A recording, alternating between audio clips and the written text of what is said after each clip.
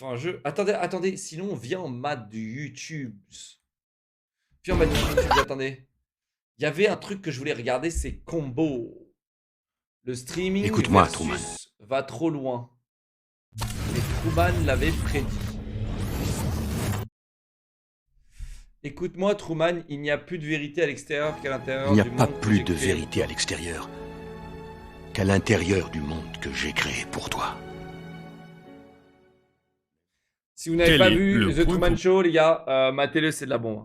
Entre un japonais de 47 ans, Jim Carrey et une jeune streameuse. Je sais, ça sonne comme le début d'une blague vaseuse, mais c'est pas le cas. Pour y répondre, je dois d'abord vous poser une question. Si je vous demande qui est le tout premier streamer de jeux vidéo au monde, que me répondez-vous? Pas le premier en termes de chiffres ou de visibilité, mais bien la première personne qui a diffusé et commenté du jeu vidéo en direct. je peux On te pourrait dire. penser à Justin Kan, créateur et techniquement tout premier utilisateur de Justin TV, l'ancêtre de Twitch en 2007, mais non. Si on creuse encore plus loin, au début des années 2000, Ah ouais on pouvait déjà trouver quelques reliques avec du StarCraft commenté par l'ESL TV, mais ce n'est pas non plus la bonne réponse. Pour découvrir l'histoire y a malheureuse pas de chat. du vrai premier streamer jeu vidéo, il faut voyager du côté du Japon en 1998. Mais Wow juste une chose, sachant qu'il y a un monsieur tout nu qui se balade dans la première moitié de cette vidéo, vous allez vite comprendre pourquoi, pas d'inquiétude, mais je suis pas sûr de pouvoir compter sur la monétisation. Et donc je tiens à remercier Bloodline, Heroes of Litas Mec, qui allô, non, attends, mec, non. Il est sérieux, le gars? Il va pas montrer la top du type?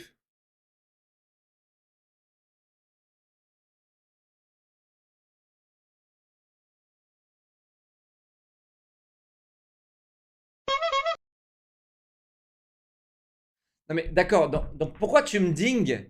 Si tu me dis, il y a un mec à poil, fais gaffe, mais c'est flouté. Si c'est flouté, j'en ai rien à foutre. Pourquoi tu me dingues? Putain!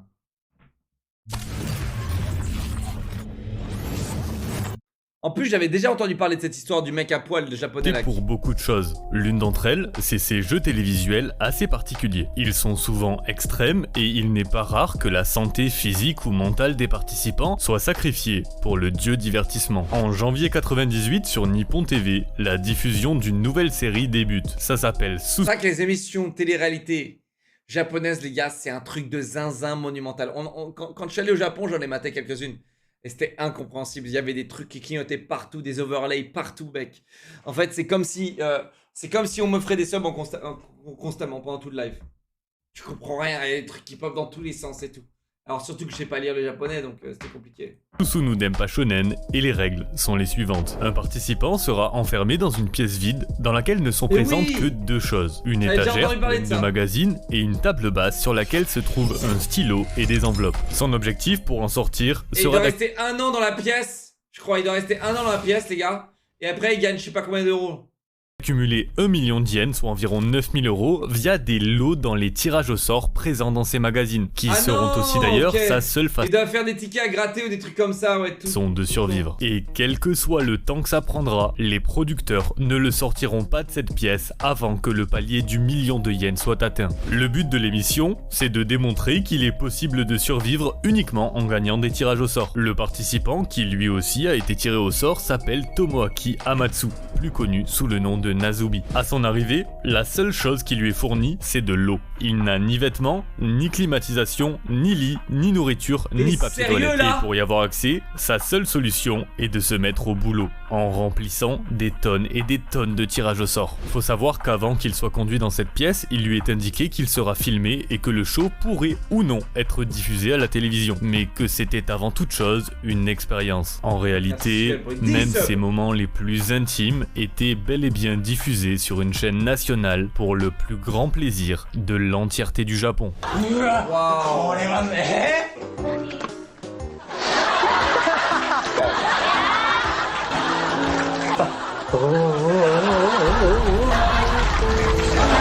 Les premiers jours ont été particulièrement compliqués, car les lots mettent du temps à arriver. Après plusieurs jours avec le ventre creux, Nazubi va enfin recevoir son premier prix, 12 pots de gelée de fibres qui vont venir apaiser son appétit. Dans le premier mois, Nazubi va participer à 5748 tirages au sort. C'était son activité principale. Et de toute façon, il n'avait rien d'autre à faire dans cette petite pièce. Dans l'entièreté du mois, malgré son acharnement pour essayer de gagner des vêtements, ce qui était sa priorité principale après le fait de se nourrir, la chance ne lui sourira jamais à ce niveau-là. Et il restera nu comme un verre. Il va par contre gagner 1000 yens, du savon, des spaghettis en boîte qu'il ne pouvait pas ouvrir car pas d'ouvre-boîte et 5 kilos de riz qu'il n'a pas pu faire cuire car pas de casserole. Mais Nazubi était heureux de chaque lot reçu. Ses journées étaient vides et chaque nouvel objet pouvait en occuper une bonne partie. Chaque objet, qu'il soit utile ou non, était un petit instant de bonheur.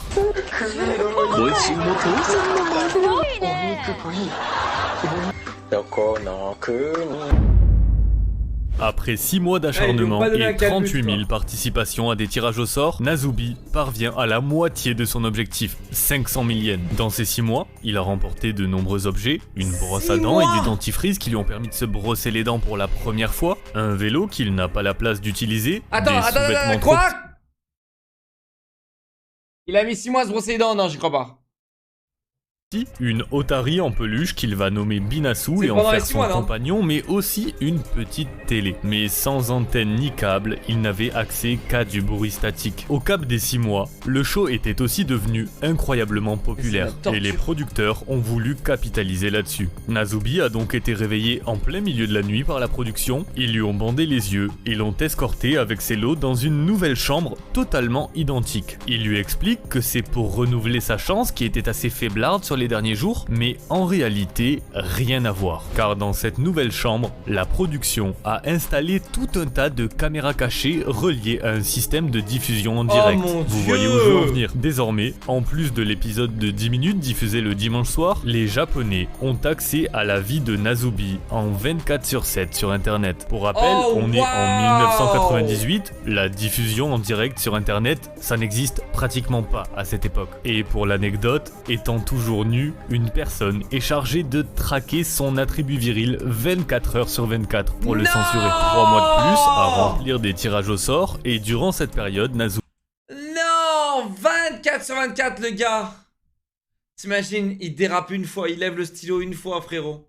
C'est terminé. Nazubi va être à court de chance pendant quelques semaines. L'afflux de nourriture étant coupé, sa santé se dégrade. Il est même obligé de manger de la nourriture pour chien pendant un moment et aucune aide de la part des producteurs. Mais entre une pastèque et des tickets pour le film Spice Girl, Nazubi va gagner un lot qui va tout changer. Il gagne une PlayStation 1 et un jeu. Alors c'est un très joli lot qui va le rapprocher de son objectif. Il est désormais aux 2/3 des 1 million de yens, mais c'est surtout la première fois qu'il a accès à un vrai divertissement. Alors que se passe-t-il quand vous offrez une PS1 à un homme qui n'a pas eu la moindre distraction pendant les 9 derniers mois, qui n'a aucune autre occupation que de remplir des jeux concours abrutissants et qui a totalement perdu la notion du temps? Et bah il va passer 4 jours complets entrecoupés de petites siestes à ne faire que jouer, en plaçant sa petite télé devant la caméra et en commentant ses parties. Nazubi devient, sans le savoir, le premier streamer de jeux vidéo. Et Densha de Go,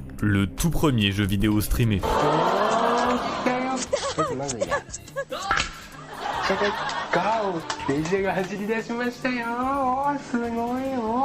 Le problème avec tout ça, c'est qu'il ne remplissait plus aucun tirage au sort. Il a donc dû arrêter en collant lui-même sur sa TV un papier d'interdiction pour se rappeler qu'il ne doit pas jouer s'il veut un jour sortir de là. Après 11 mois, 335 jours et toujours aucun vêtement, un dernier sac de riz va faire monter la somme à 1 million de yens. Mais pour la production, qui avec 17 millions de viewers hebdomadaires se remplissent grassement les poches, c'est trop court. Ils vont donc faire traîner les déboires de Nazubi.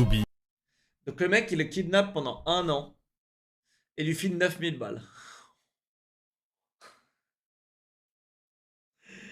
Putain.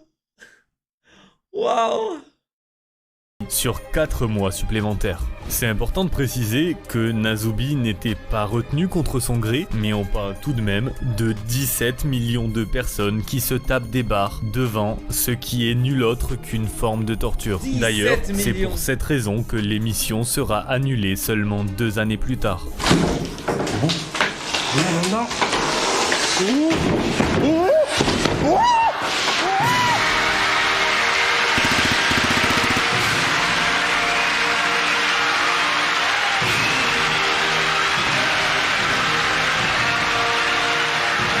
Waouh. Ce qui est plutôt curieux, c'est qu'exactement la même année sortait un Merci, film Sylvain, pour les 10 particulièrement subs, merci, les gars. prophétique, le Merci, Truman tous. Show. Dans ce film, Truman Burbank mène une vie calme et Si heureuse. vous avez pas vu Truman Show, les gars, matez-le, je vous en supplie, c'est de la bombe Il atomique. habite les gars. dans un petit pavillon propre de la radieuse station balnéaire de Sea Haven. Seul problème, toutes les personnes qui vivent dans cette ville, y compris ses parents, sa Bah attends, mais là c'est un peu du femme spoil, et là. ses amis sont des acteurs payés et la vie de Truman Acteurs payés. est diffusée depuis sa naissance en direct sous forme de télé-réalité dans le monde entier. Sa femme claque littéralement des OPSP en plein milieu de conversations lambda. Petit à petit, Après, les gars, techniquement, si on vous dit de regarder Truman Show, c'est que vous connaissez le pitch. Vous connaissez le pitch, les gars. C'est pas vraiment du spoil, quoi. il va se rendre compte de la supercherie et tout son monde s'écroule sur lui-même. Il réalise que toute sa vie est un mensonge et qu'il n'est qu'une bête de foire. Tu as peur. Et c'est pour ça que tu ne t'en iras pas. Non, ta place est ici. Courage. Avec moi. Parle-moi. Dis quelques mots. Au cas où on se reverrait pas d'ici là, je vous souhaite une bonne soirée et une excellente nuit.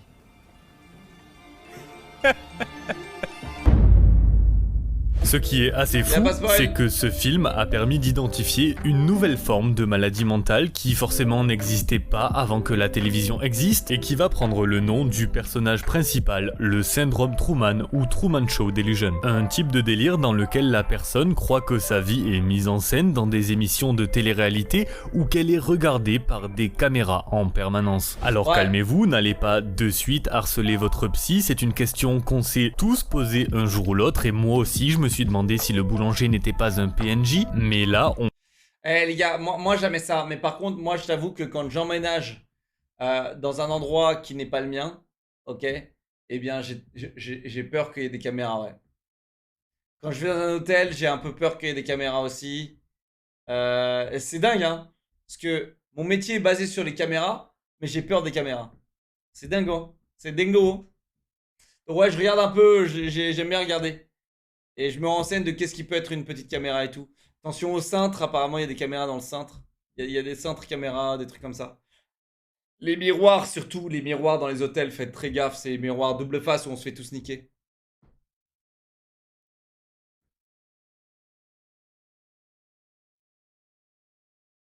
Les chargeurs, les stylos, oh waouh. Non mais les stylos, il n'y en a pas sur les tables, c'est dans les tiroirs, donc c'est bon. Ok, inspecteur on gadget. parle d'une vraie maladie mentale, donc c'est à un tout autre niveau. I would be like thinking of, you know, sometimes you might think of a person and then that person would be there, like walking down the school corridor, and I'd be like, yeah, they're in my head. They, you know, they're playing with me. I thought I knew where the cameras were. They would watch me. It's horrible. It's like I'm desperate to get out of it because I just think that, you know, there's cameras watching me and everyone's an actor and nothing's real, no one's real, and yeah, that's really horrible. Alors la question qui se pose, c'est pourquoi, après que Denpa Shonen ait été interdit et soit aujourd'hui vu comme de la torture, après que le Truman Show ait donné son nom à une maladie mentale bien réelle, 20 ans plus tard, on décide de s'infliger ça nous-mêmes et avec un grand sourire. We're about there, boys. There it is! Les marathons sur Twitch ont toujours été une pratique courante. Ça permet de générer de la hype et donc des viewers. Que ce soit pour, je sais pas, une sortie d'extension sur WoW ou un événement caritatif, le marathon fait parler et donc attire les curieux. Du plus loin que je me souvienne, on a toujours assisté à des streams 24 et même 48 heures pour les plus zinzins. Mais en 2018, Ludwig, c'est lui, va démocratiser une 48 nouvelle heures. façon de faire un Ça va, marathon, j'en ai le jamais fait. subathon. Et le concept est très simple. Plutôt que de définir une durée durée à l'avance, c'est chaque nouvel abonnement payant qui va venir rajouter quelques secondes ou minutes au stream. Ça permet premièrement de garder une part de mystère sur le temps que va durer le marathon, ça permet aussi au viewer d'avoir un impact direct sur sa durée et au streamer de se faire un joli petit pécule. Ludwig prévoyait un stream de 24 heures, les choses vont se passer différemment. Très Ouais, enfin bon. Ludwig a fait 10 fois plus d'argent avec des OP qu'avec les subs. Donc oui, c'est une belle épreuve de force, entre autres, tu vois. Mais c'est tout. C'est plus des épreuves de force, c'est pas des... Enfin, les gars, comprenez bien. Les OP, ça ramène juste 100 fois plus aujourd'hui. Enfin, peut-être pas 100 fois, mais un facile 5 fois, 10 fois plus que de streamer jour et nuit. Mais oui, ça ramène du buzz, par contre. Ça ramène du buzz. Ça ramène une épreuve de force, c'est ce que je t'avais dit. Mais 70-30, c'est à chier aussi, oui, d'accord. Mais ouais, non, le gars, il a fait quoi? 270 000 subs, un truc comme ça. Et il aurait fait quoi? Lui, là, il aurait fait 10 OP, c'était bon, tu vois. 10 OP, il les avait, les 270 000 subs. Après, si c'est 270 000 subs toute l'année, ça, c'est stylé. Ça, c'est stylé, tu vois. Là, t'as 270 000 subs toute l'année, ça, c'est cool. Merci, Rebengar, t'as l'amour. Merci, mon pote. Mais vu que c'est un one shot et le lendemain, enfin au bout d'un mois, bah tu retombes à 40 000, 30 000 subs pour quelqu'un comme Ludwig, t'en as rien à foutre. C'est pas worth it de ouf. C'est vraiment pas... vite, le timer explose, il installe un lit dans sa pièce de stream et au 3e réveil, il reste plus de 32 heures sur le timer. C'est ici qu'il comprend que sa vie est désormais régie par une toute nouvelle mécanique. Alors Ludwig met 2 choses en place. La première, c'est d'organiser un modcast. Pendant qu'il dort paisiblement, ses modérateurs vont animer son stream. Et la seconde, c'est d'établir de nouvelles règles. Un sub rajoutait 20 secondes au timer initialement, il en rajoute désormais 10. Mais surtout, Ludwig met un cap. Un cap de 1 mois maximum, 31 jours pour être précis. Et de là... sa nouvelle vie commence. Merci Dans les les débuts, gars, merci les il gars. essayait de passer le plus de temps possible à stream réellement du jeu vidéo ou du React, mais au fil des jours, le bout du tunnel semblait de plus en plus éloigné et la vie réelle a gentiment repris son cours. Un réveil, une douche, un peu de sport, du gaming, un déjeuner, à nouveau du gaming, un dîner, un petit film et dodo. Et en fait, c'est ça qui en réalité l'a rendu encore plus populaire. Ce semblant de vie tout à fait normal au final, ça a complètement flouté la ligne entre le réel et le fictif. Nous sommes désormais dans son quotidien, regardant ça exactement comme les Américains regardaient Truman, exactement comme les Japonais regardaient Nazubi. Il faut ajouter à ça le fait que tout le monde voulait être là au moment où ça se terminerait, ce qui a failli se produire à plusieurs reprises. Car si dans les premiers jours, le timer était constamment au-dessus des 24 heures, par la suite, il est de très nombreuses fois passé très proche de la fin.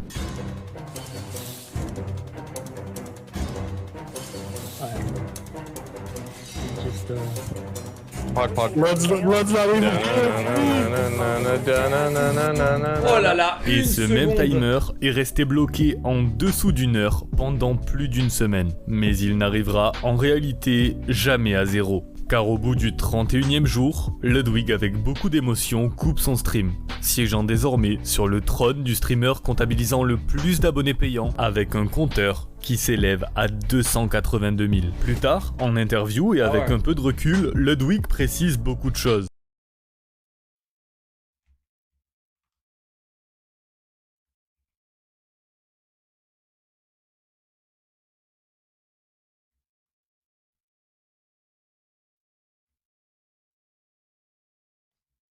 Quand même.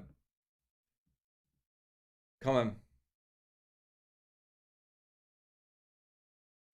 Par mois, non, ouais, mais non, c'était pas par mois, frérot. C'était en un mois, mec. Et le mois suivant, t'inquiète pas qu'il est redescendu à 80, même pas, je pense qu'il est redescendu à 30, entre 30 et 80 000 subs. Le mois suivant. Mais 1 million, ouais, 1 million, ouais, ça régale par contre. Et là, du coup, c'est pas 10 OP. Là, c'est pas 10 OP, là, ouais. Donc là pour quelque chose comme ça, ça vaut le coup. Ça vaut grave le coup, là. 1 million de mois, ça vaut le coup. Ça vaut le coup. Merci Rebenga pour les 5 subs. Donne-moi 1 million par mois, s'il te plaît, Rebenga. Lisa, 13 mois. Merci mes bébés, installez-vous. Fais-le. Non, moi, si je le fais, j'aurais quoi? J'aurais 20-25 000 subs. C'est... Et 20-25 000, donc disons 25 000, d'accord? Et n'oublie pas, c'est pas 5 $, nous, c'est 4 $. Hein. Donc voilà, c'est... Ouais. 10 OP. C'est ce que j'avais dit.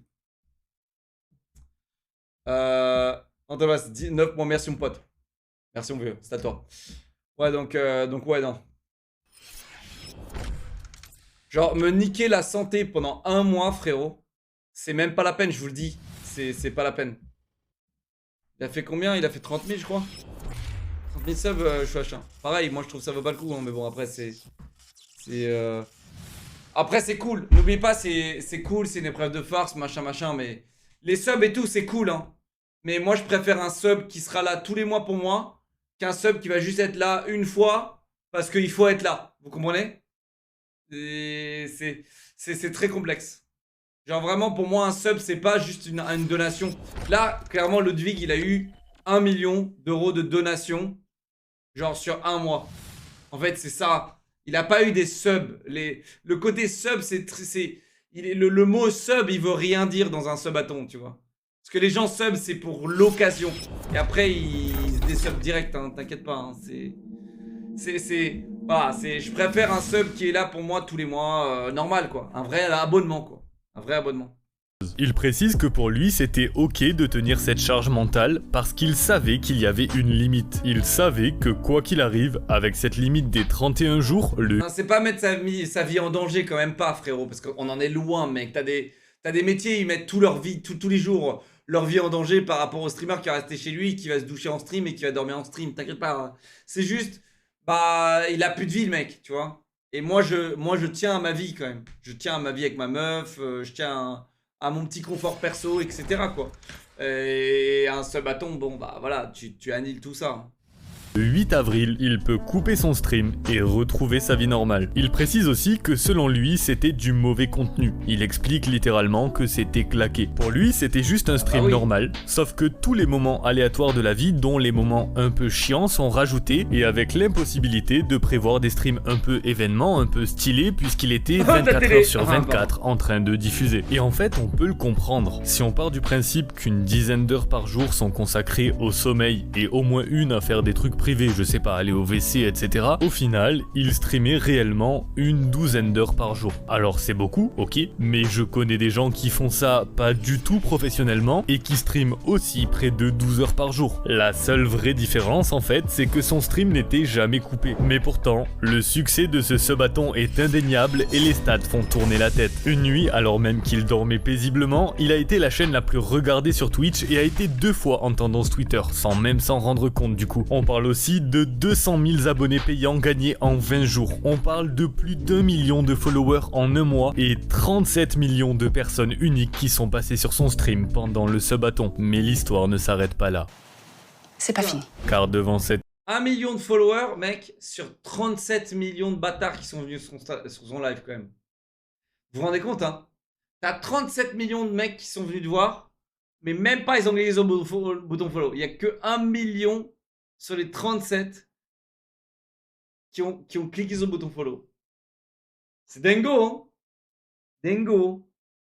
Moi, je trouve que c'est faible de fou. C'est dingo. Après, il a dû faire le buzz genre sur des plateformes annexes, des médias, des journalos, etc. quoi. Croissance assez folle et face aux difficultés que c'est de vouloir percer sur Twitch aujourd'hui, ça a forcément donné des idées à beaucoup de monde. Pour le meilleur ou pour le pire. Puisque malheureusement, sur internet, la démesure gagne toujours. Et certaines personnes ont poussé la chose beaucoup trop loin. Non. Ludwig n'a pas inventé le concept de subathon, mais il l'a définitivement popularisé. Beaucoup vont voir dans cette pratique la voie la plus courte vers leur rêve de faire cette passion un métier. Ainsi, l'année qui suit le fait d'armes de Ludwig, peu à peu, les nouveaux records vont tomber. Ghost in the Machine va réaliser un subathon qui se terminera au bout de 76 jours, mais qui sera battu de 2 jours par Serpent Gameplay. Tycepox en mars 2022 a quant à lui passé la barre des 3 mois et son stream se terminera au bout du 112e jour, uniquement battu par Notmess en avril 2022 et ses 115 jours. On parle de pratiquement 4 mois de stream en continu, c'est quand même assez fou. Mais tout ça n'est rien Ouais, d'accord, mais il y avait comparé pas de cam. au plus long Sebaton. Le mec, Notmesh, je le suis quand je joue à WoW, et il a pas de cam. Les gars, ce qu'ils appellent juste ce bâton, c'est que le gars il a jamais cuté son stream. Mais Notmesh, mec, il a pas streamé genre 115 jours d'affilée. En fait, son stream était allumé 115 jours. Et quand il allait dormir, il dormait en fait. Genre, il y avait même pas de cam sur Notmesh. Je le suivais, c'est un DK sur WoW. Et quand j'allais jouer DK à Cataclysme, je le suivais. Ça, pour moi, ça c'est pas vraiment un sub-bâton. Pour moi, c'est pas, ça n'a aucun rapport avec ce que Ludwig a fait, quoi. Qui est aujourd'hui toujours en cours et qui vient tout juste de rentrer dans sa 2e année. Il s'agit de Emily CC, 25 ans. Elle a commencé son Sebaton en novembre 2021 et la différence majeure avec celui de Ludwig, c'est qu'ici, il n'est pas capé. Ça fait désormais 390 jours qu'elle est en stream, soit 9360 heures de diffusion continue et son timer indique encore 419 belles heures au moment où je vous parle. Emily stream principalement des jeux d'horreur, des FPS et du Just Chatting. Elle dort en stream, elle prend son stream avec elle le plus possible lorsqu'elle doit se rendre à l'extérieur, et j'étais moi-même perplexe devant un tel haut fait, mais après vérification, il y a vraiment pas de tricherie. Elle joue vraiment le jeu du Sebaton à 100%. Waouh!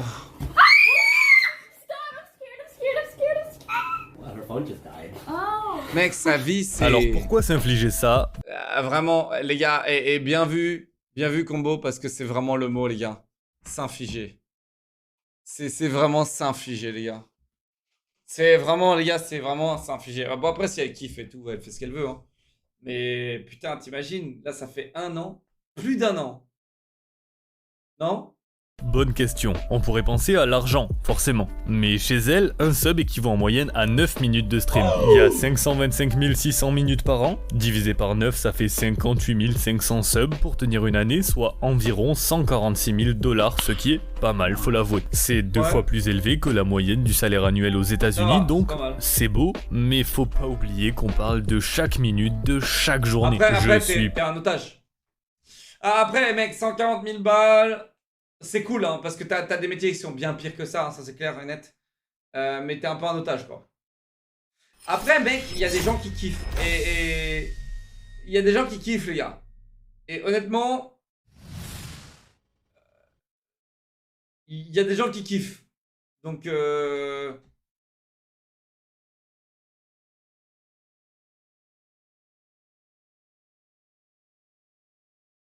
24 heures sur 24, c'est trop peu.